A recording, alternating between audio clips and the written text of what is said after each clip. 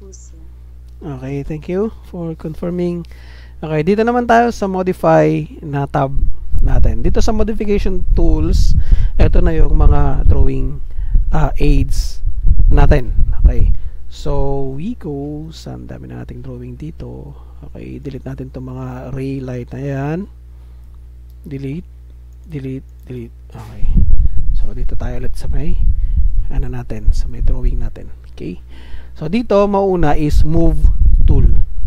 Okay, there are two ways na pwede nating gawin yung mga modify commands natin. One way and the longest way is to click. Okay, click nyo yung option na to, tong ano na to, command na to, and then select the object. Okay, click natin to. So pag click nyo, hindi pa yan agad mamove, magi-enter ulit kayo. Click enter. So pag click enter nyo, magtatanong siya kung saan mo siya pupulutin or kukuhanin. Parang yung isang bagay, 'di ba? Yung isang bagay, saan mo siya pupulutin? Doon ba sa side niya or doon sa baba or doon sa taas, ganon. So dito, pwede mong pulutin dito sa side, pwede sa center or sa side ulit. Circle kasi yung kinukuha natin. Pero pagdating dito sa may sa may rectangle is mag-iiba din naman siya. Magkakaroon siya ng mga ganyan, no? You can pick anywhere kung may mahaba naman. Okay. Kung gusto mo siyang i-move in a certain distance, okay, pwede mong kunin yung next na move na to. Okay, so dito muna tayo bago dun sa advance. Click natin to. Then we can move along. Okay, kung ganyan yung pag-move niya, hindi yung circle yung nakuha. Yung radius. Okay, move, click the object, and then click enter, and then select the center or select yung ating grip points, and then move. Okay, so bakit ganyan yung pag pag move niya? Kasi naka auto mode tayo. So i-off natin to, and then you can move freely along your drawing area. So click natin to. Pag click natin dito, mag-move pati yung mga nandyan niya kasi naka-annotate tayo. Okay, so move, click the object, okay, enter, and then select yung ating grip points, halimbawa ito, okay, and then move here. So mawawala yung nandun. Okay,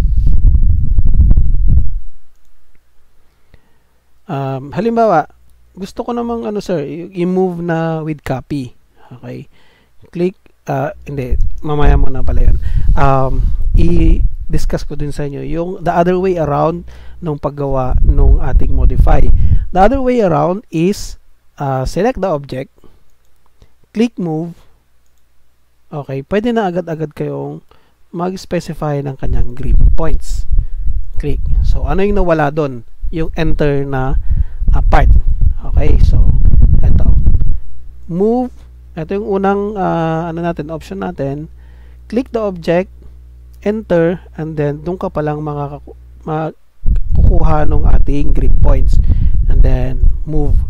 Okay, when you select it first and then you move and then you select the grip point, pwede na siyang ma-move agad-agad. So nawala yung isang process natin. So bala na kayo kung ano yung mas gusto ninyo. Pero for me, mas gusto ko yung siniselect muna and then i-move ko siya kasi mas mabilis siyang gawin. Okay? So paano naman sir kung kung i-move ko siya and copy?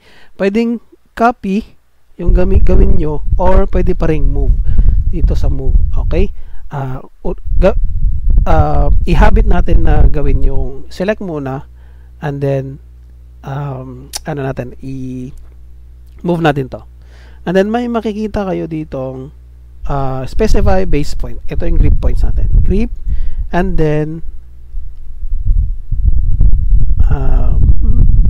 hindi. Meron pa pala. Ito pa pala. And then move. Okay. So hindi siya move, select object, space, displacement, D,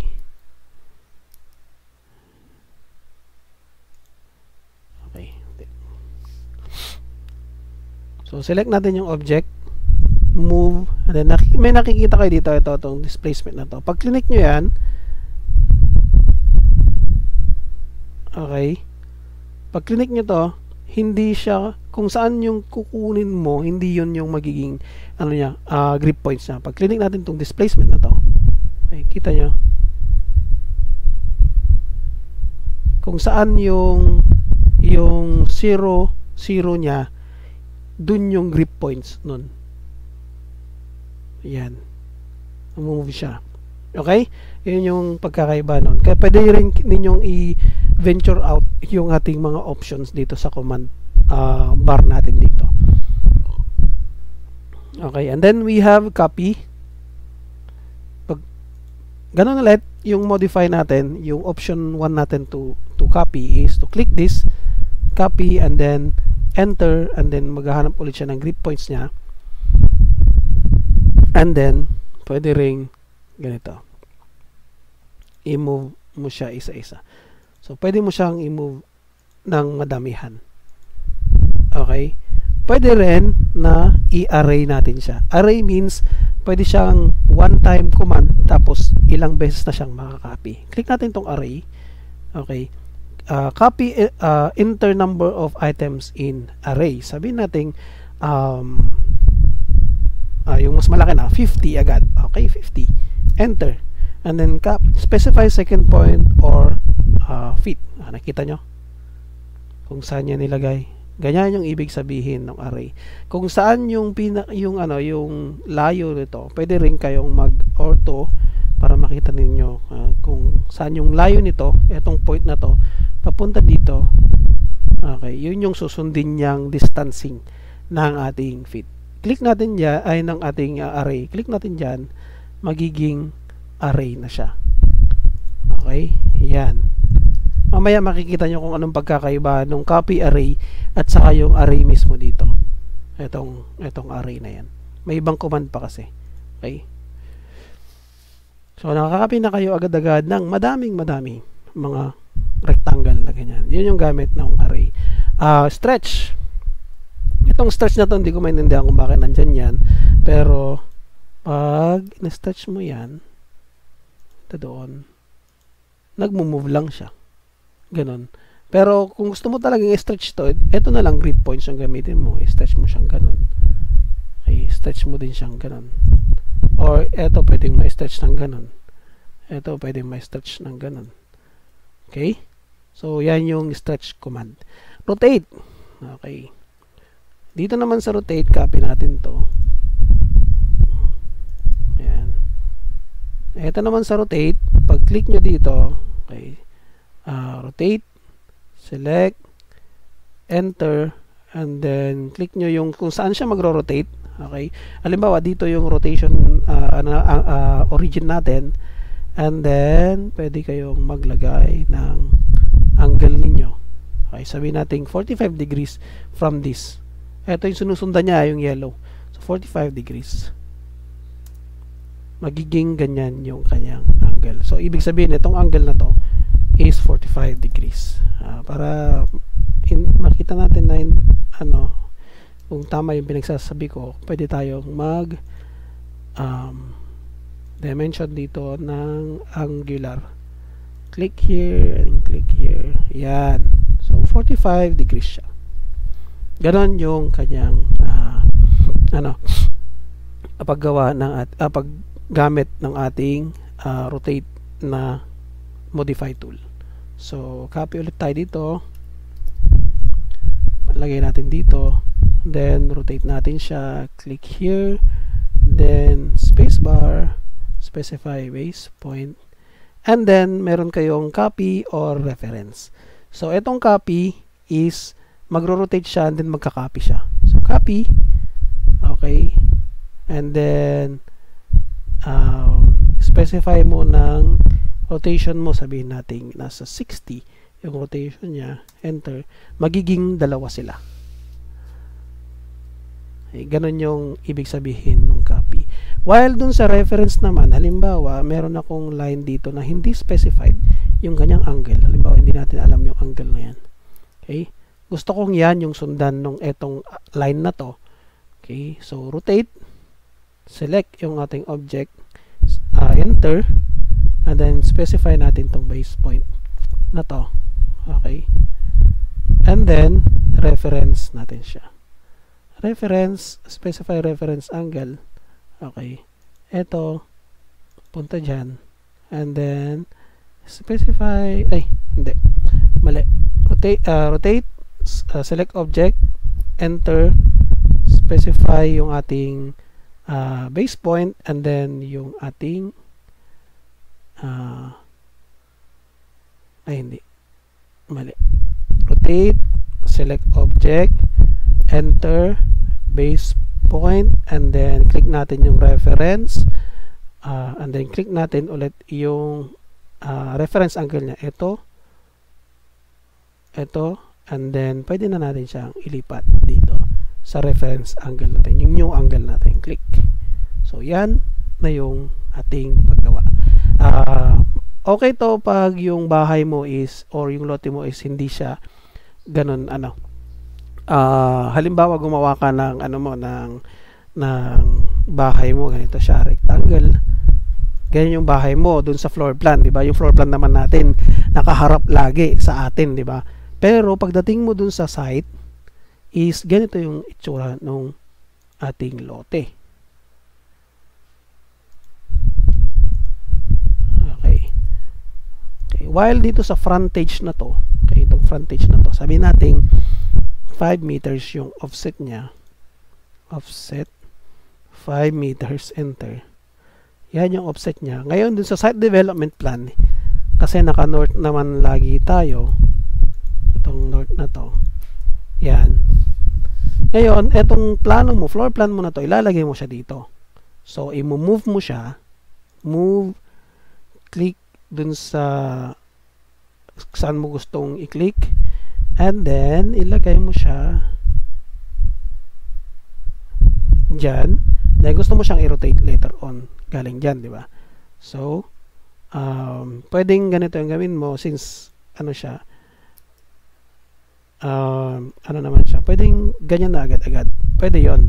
Pero kung hindi irregular yung na to, itong to, hindi mo yun magagawa. Ang gagawin mo is i-rotate mo siya, select object, enter, and then specify yung ating base point, and then i-reference mo siya ngayon. Reference, and then click here, eto, and then ilalagay natin siya dyan. So, ganun yung paggamit ng ating rotate na tool. Okay? Mirror. Mirror is nagagamit siya lagi pag meron kang, asan na yung ginawa natin kanina dito, nawala, asan na yun, eto, pag may pintuan kang ganito, okay, halimbawa gusto mo siyang baliktarin, okay, click the mirror, select the object, enter, and then specify mo kung saan yung mirror point niya or mirror axis niya. Click mo dyan, papunta dito sa kabila. Yan. So, na-mirror mo na siya. And then, tatanungin niya kung i-erase mo yung source object mo o hindi. Kung gagamitin mo pa rin yung source object mo, wag mo siyang i-erase. Pero pag gusto mong parang ilipat lang siya or palitan lang siya ng orientation, click yes. Pag ni-yes mo yan, madidelete yung isa. Click yes, madidelete yun. So, ganun yung mirror. Pwede ding mag-mirror ng from this point papunta doon sa point na yan. Yan. So, na-mirror mo din siya. So, yung ating kasi, yung ating pintuan is na babali-baliktad siya. Okay. Anyway, pero may mga tayo later on, mga parametric models tayo na pwede nating gamitin para mas mapabilis yung ating AutoCAD pag sa mga advanced na learnings na natin. Okay? Yun yung mirror. Scale. Itong scale, hindi ko masyado nagagamit to. Okay? Pag itong scaling niya kasi hindi siya parang 1:100, 1:200, mga ganon. Yung scale factor niya is parang 25%, mga ganon, yung factoring niya. So, halimbawa, gusto kong i-scale ito ng times 2. Okay? Or scale siya ng kalahati, half ng scale niya ngayon. So, click ko tong object na to, scale, and specify ko yung base point, and then specify ko yung scale factor niya. Okay? Kung 1:100 yung inalagay nyo dyan, hindi niya yan tatanggapin. Okay? Pero subukan na rin natin. 1:100. Hindi niya tatanggapin. So, ang scaling factor niya pagkalahati is 0.5. 0.5. Enter. So, liliit yung drawing natin. Ay, ganun yung ano niya. Pero hindi ko siya ginagamit. Masyadong ginagamit tong scaling factor na to. Kasi lahat liliit sila. Even yung ating ginawang wipe out kanina. Okay? Next is trim. Okay, trim. Trim is gawa tayo ng marami nating grid.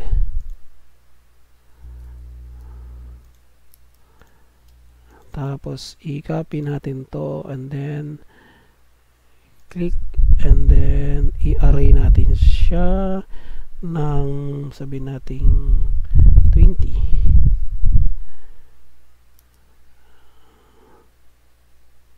Yan, ganyan lang. Yan. Then next is line natin dito pag ganito. And then i-array din natin siya. Copy array, copy base point array, and then 10 lang. 10 lang yung ating i-array. And then here is the 10. Yan. Okay, para mapag-aralan natin yung iba't ibang options for trimming. Okay. Click natin yung trim. Pag click nyo yung trim, agad-agad naka-crossing mode yan. Itong crossing. Okay. Pag click nyo to, pag ganon, madidelete lahat yan.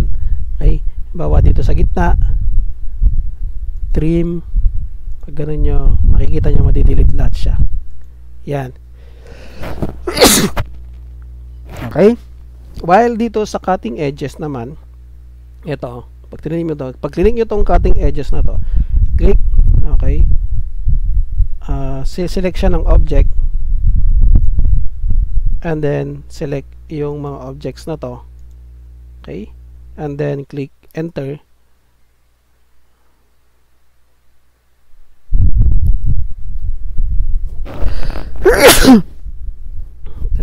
Wait trim, tapos cutting edges lang, select objects, yan, and then enter, and then lahat nung ito, yung i-delete lang niya ito. Okay, halimbawa trim dito sa gitna. Halimbawa dito ayaw nyong i-trim yan, dito sa gitna nyo gustong i-trim. Okay, and then cutting edges siya, select this one and then select this one. Okay, lahat nung nakadikit dito is pwede siyang i-trim, and then enter. Yan, nakita nyo, di-delete niya hanggang doon sa area na yon, itong line na to. Yan yung cutting edge niya. Okay, while dun sa crossing mode, okay, trim. Dito sa crossing naman, crossing, okay, specify first corner, and then pag ganon, madidelete niya lahat yon. Okay, yan yung default dun sa trim natin kanina.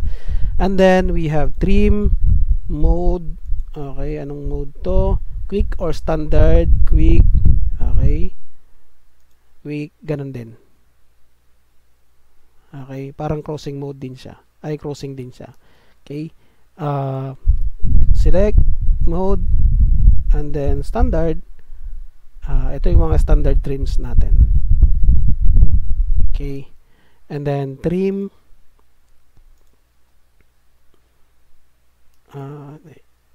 trim. Nawala yung ano natin, click nyo lang ulit yung mode na to, standard. Okay, nawala. Ito project. Okay, project.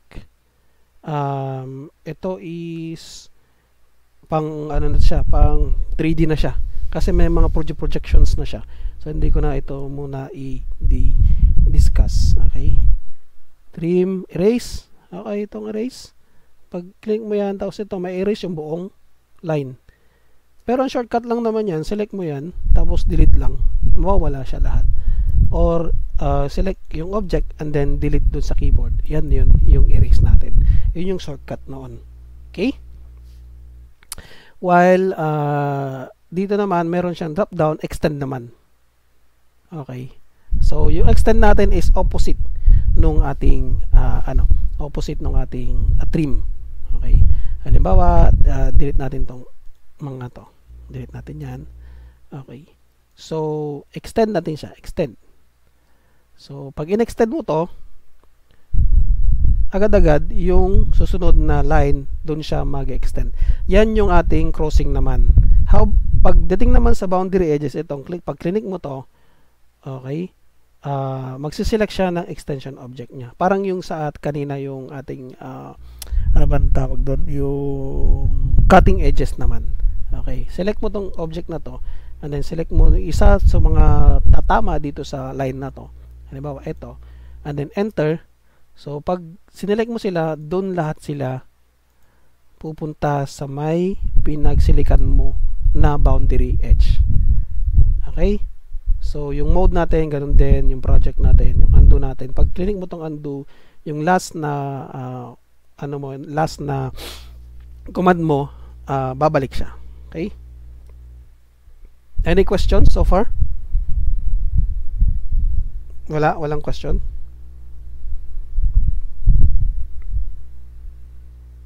And next, we have yung fillet, chamfer, and blend curves. Etong fillet, okay, so there are many options that we can use yung fillet. Kuha tayo dito sa may isang rectangle na to. Fillet, okay, as the term or yung image na pinapakita, ganun siya, corner radius kasi yan. Okay, pag click yung fillet na yan, mayroon ulit tayong mga options dito sa baba. Okay, gusto nyo bang i-undo, polyline, radius, trim, or multiple? Okay, yung undo hindi ko na i-discuss yan, parehas lang yan. Polyline, okay, pag polyline, magtatanong siya ng radius or ano ba yung radius nito? I-click na natin to.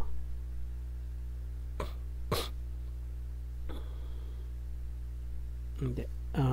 Subukan nating mag rectangle, explode natin. And then fillet, subukan nating i-polyline, select. Ayaw niya. Polyline tayo. Gawa tayo ng polyline na iba-iba yung itsura. Yan. And then fillet, polyline, select to the polyline. Naka-zero yung radius niya. So, subukan nating click, polyline, etong radius, click mo yan, and then, naka-zero yung radius niya kaya hindi lumalabas. Subukan nating ilagyan ng 5. Enter, and then, click natin to, magiging ganyan yung itsura niya. So, yung mga iba, hindi siya nagko-corner kasi masyadong malaki yung ating radius. So, baba natin. Fillet, polyline, and then radius, sabi natin 1 lang muna. 1. Enter. So, pag click natin dito, kita nyo lahat ng lines na to, pag polyline yung gagamitin nyo is fillet na siya agad-agad. Diba? Amazing. Okay? Next naman is yung fillet natin na radius. Ito lang naman is parehas siya ng radius na ginawa natin. Pag click natin to, lalabas yung radius natin. Kung ano yung kiniin mo nung una, yun din yung susundin niya. Pero pwede mo pa rin palitan. So, sabihin natin 2 yung ating radius. Pag 2 yung radius mo, and then click mo to, and then click mo yung pangalawang line, matatapos na yung command mo. Okay. So, pag nagtanong kayo, sir, paano naman kung dire-diretso siya? Gusto kong dire-diretso lahat ng sides na corner niya. So, dito naman, pag click mo tong fillet na yan, and then click mo tong multiple. Multiple, yan. So, ibig sabihin yan, kung ano yung radius mo nung una, yun din yung susundin niya. So, pag click mo dito, click doon, click dyan, click doon. So, hindi mo na ulit-ulitin yung iyong command. Ganun lang siya. Okay? Pero kung hindi mo pa sigurado yung radius niya, ang unang-una mong gagamitin is click yung ating fillet, and then i-radius mo siya, and then palitan natin ng 1 ulit, and then click mo yung multiple, and then pwede ka nang mag fillet ng madami.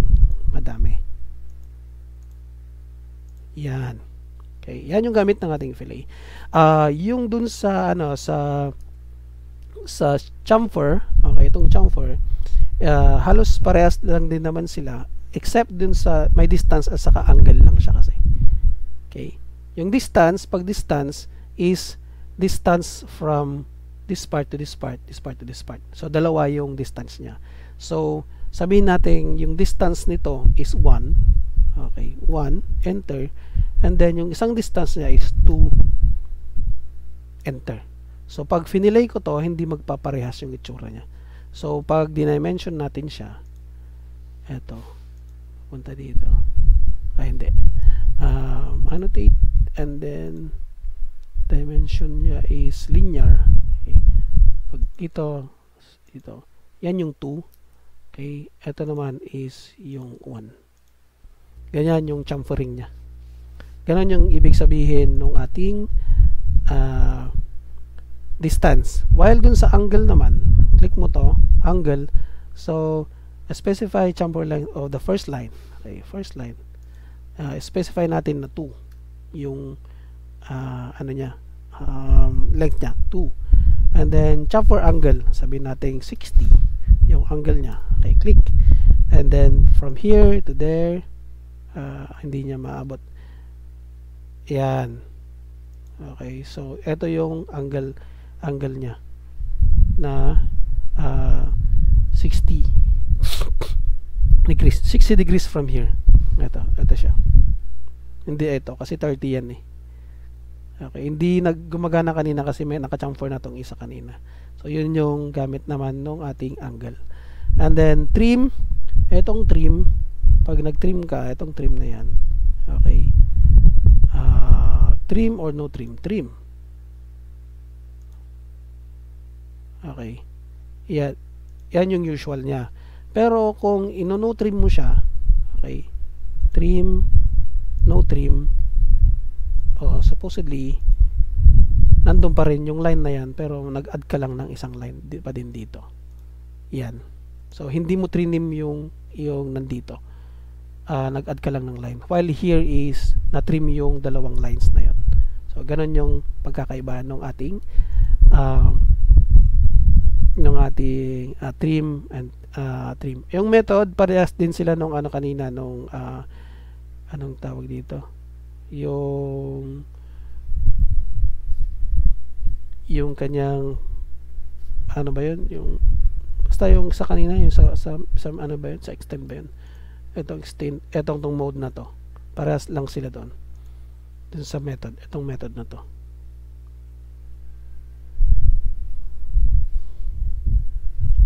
Wait lang ha.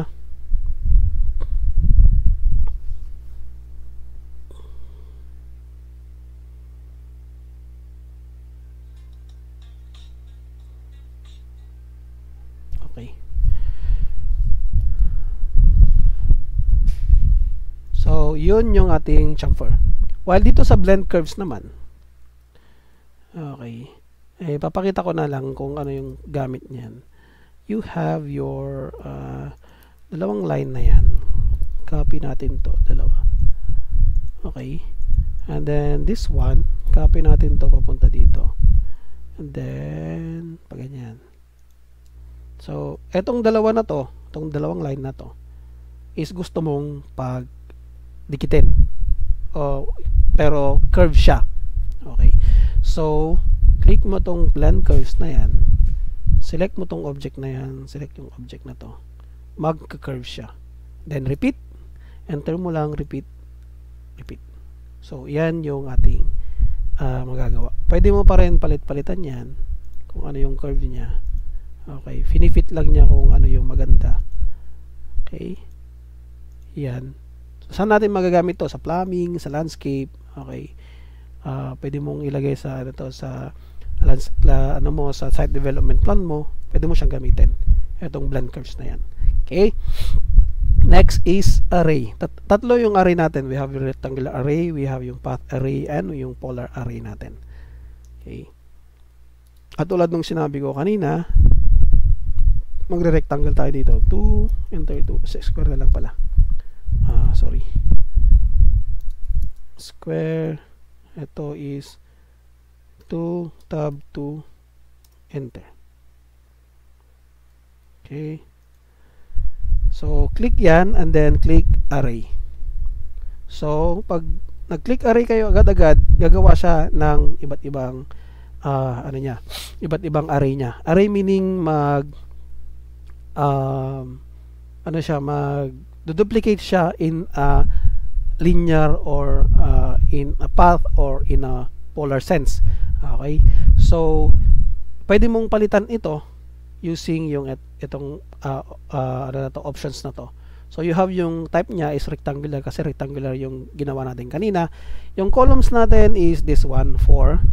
So, kung gusto nyong palitan yan ng pataas, pwede nyong palitan ito ng 1. Okay. So, 1 column na lang siya, pero 3 rows siya. Okay.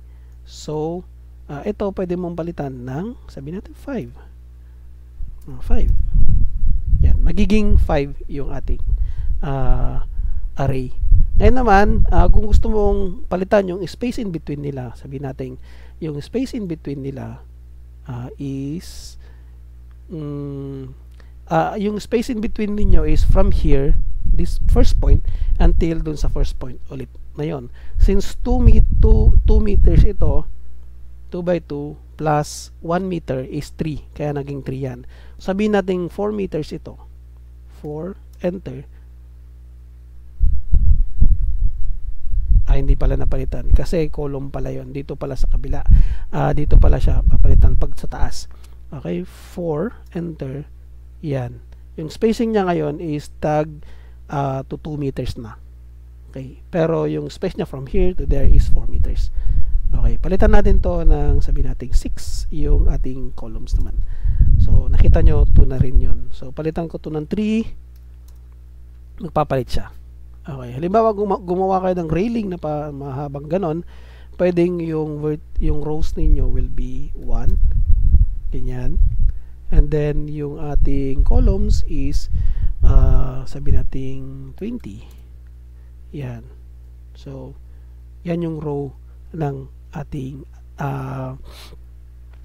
yung ating tawag dito, ganito. Itong levels, okay, is for 3D na object.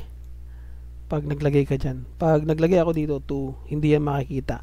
Pero pag pinalitan ko to, nag 3D ako, yan, meron siyang patong doon pataas. Ganun yung ibig sabihin ng levels na to. Okay, so lagay natin yan sa 1. Pag nilagay natin sa 1 yan, magiging 1 level lang din siya. So balik tayo dito sa top. Yan, so close array natin. So ito yung pagkakaiba nung nung copy array tapos itong array na na command na to. Pag nag-array kayo dito na command is nag-group agad siya, while dun sa copy command natin kanina na array, isa-isa siyang nagaganyan. Okay? Yun yung pagkakaiba nila. So explode natin to. Click ko to and then punta ko dito sa home and then we explode. Yan, click natin yan. Pag in-explode niyo yan, masiselect nyo na sila isa-isa. So copy ulit natin to papunta dito. Okay? Ngayon, eto naman yung gagamitin natin, path array. Okay. Ngayon, gagawa ko ng aking spline. Ito, spline na yan. Click here, click there, click here, click there, here, and there. Then, enter. Ngayon, ito, i-move ko siya dito sa pinakadulo. Yan. And then, move ko siya dito sa pinakadulo. Yan. And then, i-array ko siya in a path array. Click here, select object, and then enter, and then select path curve. Pag sinelect ko to, susundan niya yan na mag-array. Yan, hanggang dun sa dulo. Nag-automatic siya hanggang dun sa dulo kung alin yung ano nyo. Pero pwede mo pa rin siyang palitan na ano, ay hindi na pala gray siya. Yung row lang yung pwede mong palitan. Okay, yung row pwede mong lagyan ng 2, magiging 2 siya. Okay, para na siyang scale ng ahas. Okay, yan yung ating polar array. So, hindi naman ganyan yung railing eh. Iba-iba naman siya. So, anong gagawin natin? So, Control Z natin yan. Okay, ang gagawin natin ngayon is select this and then i-rotate natin siya. From here to this one. Para ano siya, line siya dito. Okay, ngayon i-array na natin siya. Path array, click object, enter, and then select yung curve natin. From there, meron na tayong saktong array na dikit dyan sa line na yan. Okay. Yun yung ating path array. Okay. And then you have all other properties here. You have base point, you have tangent. Okay, tangent meaning didikit siya doon.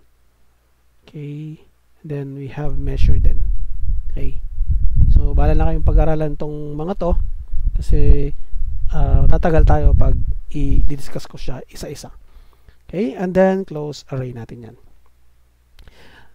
Next, we have yung polar array. Polar array is halimbawa, ay naghahang yung aking laptop. Nagre-record kasi tayo. Halimbawa, meron akong circle dito. And then, nag-line tayo dito. Line here. Line there. And then, line here. Line there. Okay. And then, we have one circle here. Okay, maliit na circle yan. Ngayon, gusto ko siyang hatiin. Parang siyang pizza. So, click ko tong polar array. Select ko tong object na to and then enter and then specify yung base point niya, yung center point. Halimbawa, itong center point natin. Yan, click. So, gagawa siya agad-agad nung polar array natin nito. Kung gusto niyo ng columns na bilog na floor plan, ito yung pinakamadaling gamitin. So, pwede mo ring palitan ng items, sabihin natin 8, magiging 8 yung ating bilog. Okay? So, yung levels, as I've said, sa 3D yan, yung rows natin, pwede mo din palitan ng rows. Sabihin natin 3. Okay? Magiging 3 yung kanyang rows. Okay? And then, pag natapos ka, click mo lang yung enter. Then, babalik ka sa iyong home tab. So, natakal na natin yung hanggang dito sa my polar array. Next is erase. Erase is delete lang naman. Okay, click mo yan, delete. Yun lang yun. Bakit siya nag click, delete. Delete. Yun. Okay, click, delete. Yun. Paras lang. Click mo, erase. Click, enter. Dumami pa yung yung process mo. So, click mo lang and then delete mo lang sa keyboard. Yan. Ganun lang yung erase. Okay, explode. Itong explode. So, click mo to. Since ang na-explode lang natin is yung mga group na mga objects at saka yung mga naka-block na objects and yung ating polyline. Okay. Pag itong polyline na to is in-explode ko siya. Explode. Okay. Pwede mo na siyang ilipat na isa-isa. Move natin to. Ayan. So, na-edit na siya separately. Okay. Offset. Itong offset na to is like I've said a while ago, ito yung mga ginagamit natin sa walls. Okay, offset, mag-specify kayo offset distance, sabihin natin 1, enter, parang ano yata to, hindi siya nagano kasi 2 meters yan eh. So itong hanap tayo na mas malaki, gawa tayo mas malaki, yan na lang. So offset distance natin ng 3, enter, and then select yung object natin, and then yan. So pag dito mo sa loob nilagay, sa loob siya maggagawa, or dito sa labas siya gagawa. Ganun lang naman yung offset natin. Yan. Okay? And then we have others. Itong mga to, hindi ko na ito. Edit array lang naman. Edit hatch. Ito, edit polyline. Edit polyline. Okay, nakita na naman natin. Lengthen. Okay lang naman yan. Change space. Okay. Set by layer. Wala na yung mga yan. Itong mga to break. Set breakpoint. Join. Reverse. Copy nested properties, duplicate objects, bring to front. Ito mga bring to front is para siyang yung align tool. Okay, itong align tool pwede mong align to dito, and then yun, dun siya mag-a-align. I-align niya dun sa last na ginawa mo. Control C na lang natin yan. Okay, so dun, eto lahat na yung modify tools natin. Itong mga to hindi ko na di-discuss. Itong bring to front, halimbawa meron ka kasing line dito, nag-line ako dito.